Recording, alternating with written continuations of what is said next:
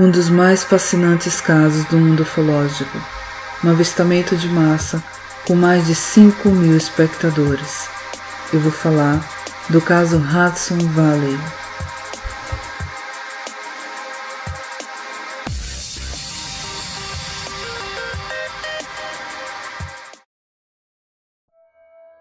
A onda de avistamentos no rio Hudson Valley, Nova York, começou no ano de 1982, mas, no verão de 87, um objeto não identificado foi avistado em massa pairando em cima da vale do rio.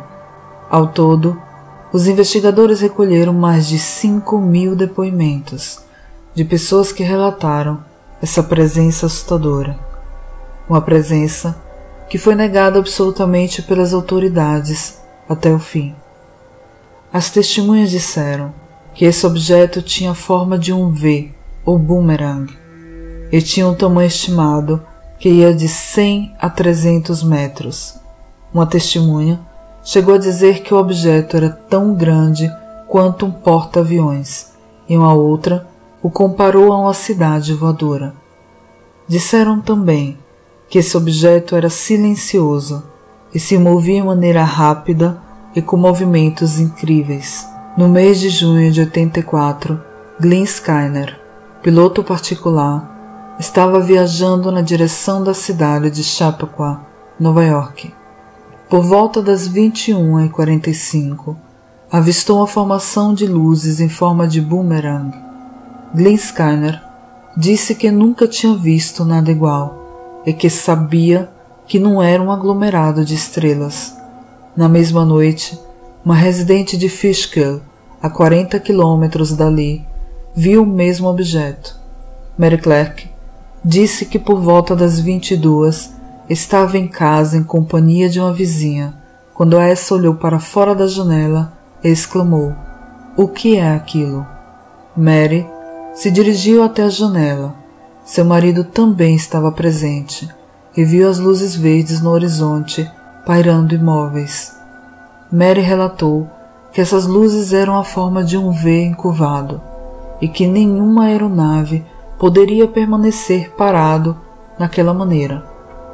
Improvisamente, as luzes se dirigiram em direção a nordeste e sumiram. Exemplos desse tipo são numerosos, um mais surpreendente do que o outro. Na época, 3 peritos investigaram pacientemente o fenômeno UFO, e eram muitos os casos naquela área. A Agência Federal de Aviação Civil declarou que os avistamentos eram nada mais nada menos que a aeronave Cessna, e que os culpados seriam supostamente um grupo de pilotos civis que, em violação ao regulamento, reuniam-se à noite para assustar os residentes locais. Esses pilotos voariam em formação fechada para que as pessoas tivessem a ilusão de ver um grande objeto iluminado pairando no céu.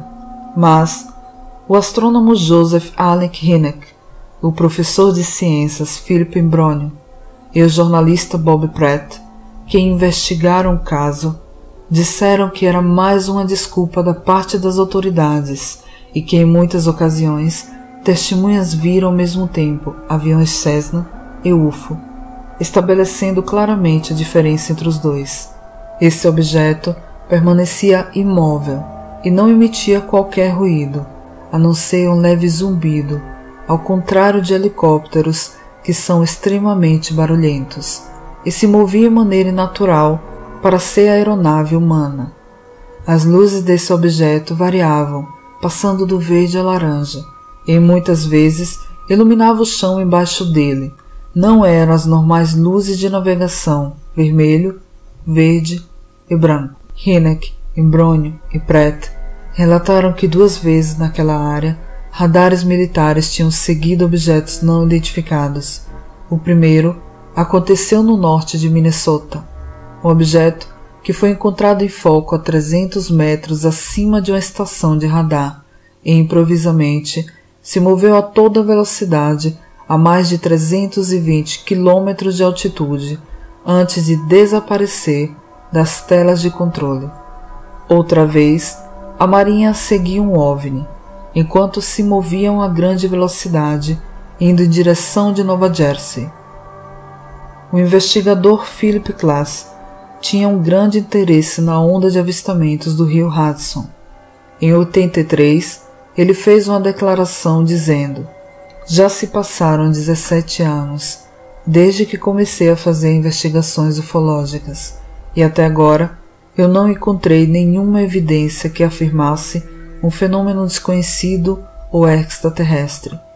É muito difícil me convencer desse fato, mas o caso de Hudson Valley é o primeiro evento inexplicável em 17 anos.